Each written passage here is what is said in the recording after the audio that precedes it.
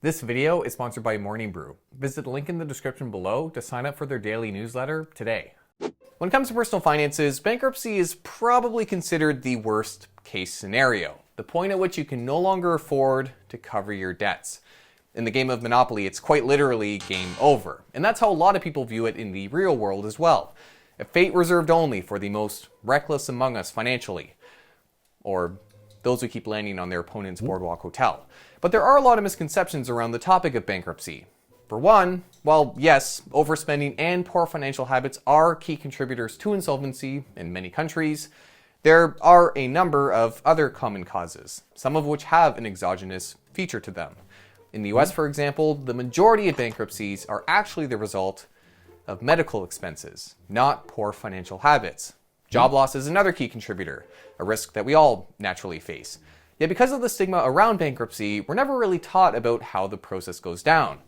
It's often believed that if you have to ask, you're already too far gone. But that's why I wanted to make today's video. Whether you're just interested in how bankruptcy goes down, or you're in a position where you're seriously considering it, I'll go over the basics of the process, including how it varies from place to place, and why it's not the life sentence that we all make it up to be. So let's clear the air around bankruptcy on today's Plain Bagel. Debt is a lot like fire. In certain applications, it can be incredibly useful, but it's also very easy to lose control over. And if you aren't careful, you'll end up burning yourself. And when you find yourself completely engulfed in flames, bankruptcy is the metaphoric fire extinguisher. As you'll see, the rules around bankruptcy vary depending on where you live, but the basic idea is universally the same: a tool to give people a way out of crippling debt. It all starts when someone becomes insolvent. That is, they are no longer able to meet their financial obligations as they come due. Being insolvent is a very disadvantageous position to be in. It opens you up to lawsuits and liens from your creditors. And for certain secured loans, like a mortgage or a car loan, it means having your assets repossessed and sold. There's also, of course, the dreaded debt collector calls, which oftentimes border harassment and can really make your life miserable. It all makes for an incredibly stressful experience, and it's why bankruptcy is more of a lifeline than a punishment for those in this position. Now, bankruptcy is by no means a free pass where you get out of your debt scot-free. There's still a lot of work that goes into recovering from insolvency and a lot of consequences to declaring bankruptcy. But it can be a good option for people who are already trying to cut their costs to the bare minimum and still can't manage to get on top of their debts. Which brings us to the process of declaring bankruptcy. Now, unfortunately, it's not as easy as popular TV shows have led us to believe. I declare bankruptcy! You see, bankruptcy is actually a legal status imposed by the courts. And it comes about in one of two ways. The first is known as forced or involuntary bankruptcy. And yeah, it's about as aggressive as it sounds because it's when your creditors petition the courts to have you, the debtor, declared bankrupt. Usually because the debtor has the money to pay them back and simply chooses not to. It can also be brought on if you're caught doing more sketchy stuff. Things like hiding your money, gifting it to relatives, or even trying to flee the country. Anything that could be perceived as you trying to avoid paying your obligations. Now, pulling a bank heist style getaway with a giant sack of cash to avoid paying your creditors isn't, generally speaking, recommended. And in truth, this style of bankruptcy is pretty rare. The much more common approach is where you file for bankruptcy yourself. Now, there are different types of bankruptcy that you can file for. In the US, the most common two, for personal bankruptcies anyway, are Chapter 7 and Chapter 13, in reference to their respective positions in the bankruptcy law. We'll touch on both, but we'll start with Chapter 7, known as liquidation bankruptcy, the type we all think of when we picture bankruptcy, and the form that's most similar to standard bankruptcy in other countries, including here in Canada. Liquidation bankruptcy, as you might have guessed, involves the selling of all your assets to try and recuperate as much money as possible for your creditors. This is done by an assigned trustee, who will take possession of your assets, sell them, and then distribute the proceeds as deemed appropriate. Now, contrary to popular belief, this doesn't actually leave you with nothing but a barrel to cover your modesty. They'll probably take your barrels too. But joking aside, there are actually a number of items exempt from liquidation here, including clothing, vehicles, and furniture, all up to specified values, certain types of retirement pensions and savings, and even, at times, some of your home equity. The exemptions do, however, vary from country to country, state to state, province to province, whatever have you, so it's worth going over the rules of your jurisdiction. And before you get the idea of stuffing your money into one of these exempt assets before declaring bankruptcy, I should note that courts do consider your transactions and transfers leading up to your filing, and will look for evidence that you are abusing the rules. So while a last-ditch contribution to an exempt retirement account might seem like a good idea, it could actually throw your whole recovery from insolvency into jeopardy, and you may actually be denied your bankruptcy claim. Now, the actual process of filing a Chapter 7 bankruptcy involves paying a court fee, filling out certain documents, and disclosing all kinds of information about your financial situation, including the debts you owe, who you owe it to, the money you have, income, expenses, so on and so forth. In the US, you can do this yourself or through a lawyer, while in Canada, you generally have to hire a licensed insolvency trustee. Either way, a professional really does help with the process, but does come at an extra cost. The US also requires that you engage a credit counselor prior to your filing, and there are eligibility criteria that you must meet to file for this type of bankruptcy.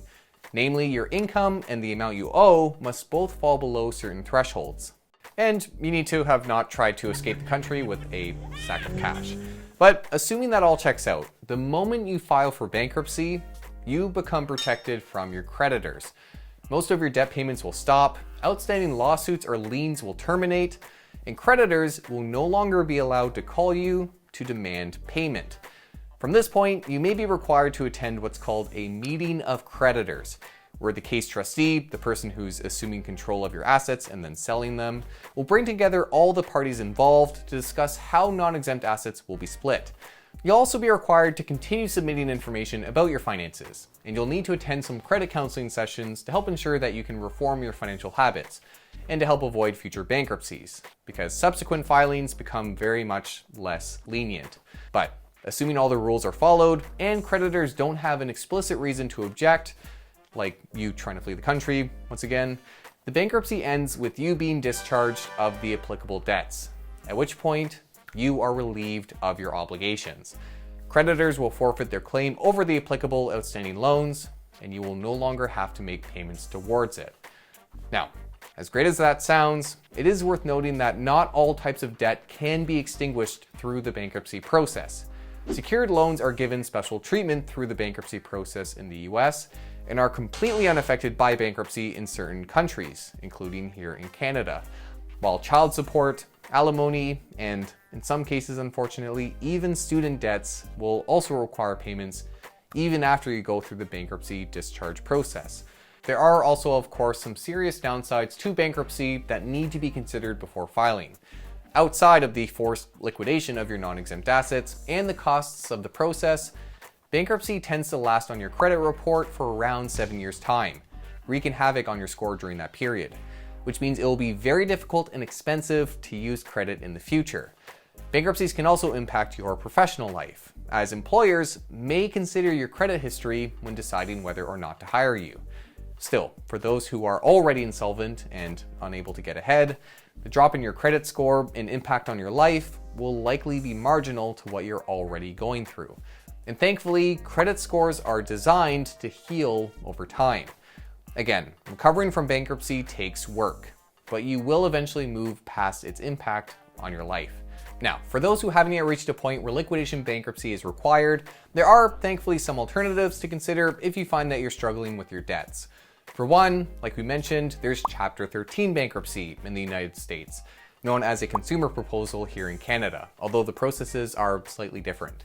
Here, the consumer negotiates with creditors to come up with a compromise, a repayment plan to pay off all or most of the amount they owe over a longer period of time.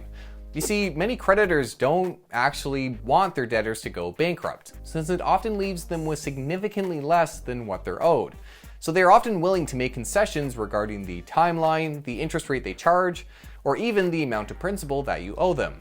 Similar to liquidation bankruptcy, there are different eligibility criteria here, and the debtor is protected from creditors during this process, so long as they follow the agreed upon payment plan, which can generally only last for up to 5 years.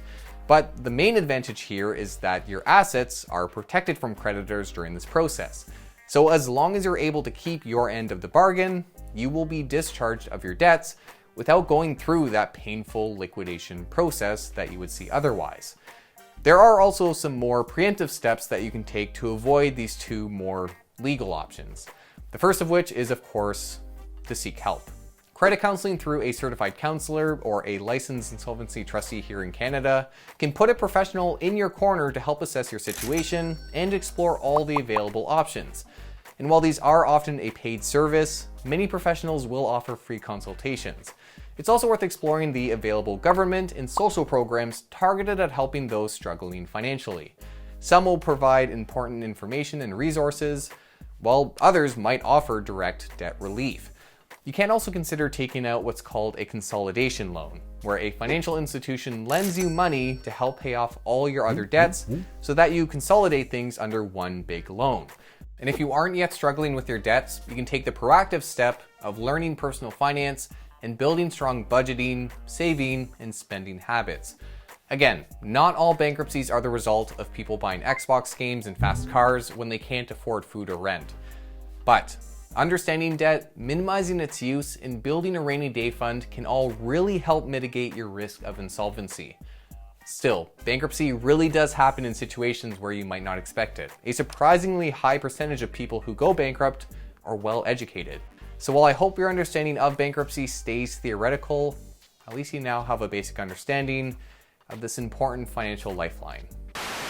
It's always been my view that a well-rounded financial education includes keeping a pulse on the current economy. If you're looking for a free resource yourself to stay on top of things, today's sponsor Morning Brew offers an awesome newsletter covering finance, tech, and business news. Their newsletters are a quick 5-minute read, are sent out 7 days a week, and are sure to help you better understand the important headlines. Related to today's topic, last week they covered the massive news around Biden's student debt forgiveness, whereby people making under $125,000 will have up to $20,000 of their student debt canceled. As highlighted by the piece, there are 45 million Americans with a total of $1.6 trillion in student debts, making student debts the second largest consumer debt type behind only mortgages.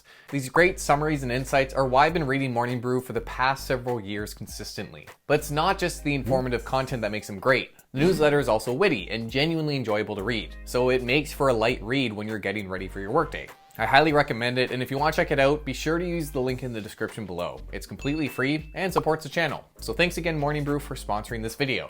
Thanks for watching. I hope you found this video helpful. If you did, please do make sure to like and subscribe. It does help the channel tremendously. And if you have any tips about managing your own finances and your insolvency risk, or you're someone who has personal experience with this process, please do feel free to share in the comments down below. I'm sure other viewers would have a lot to learn from what you have to share. Thanks for joining, and we'll see you in the next one.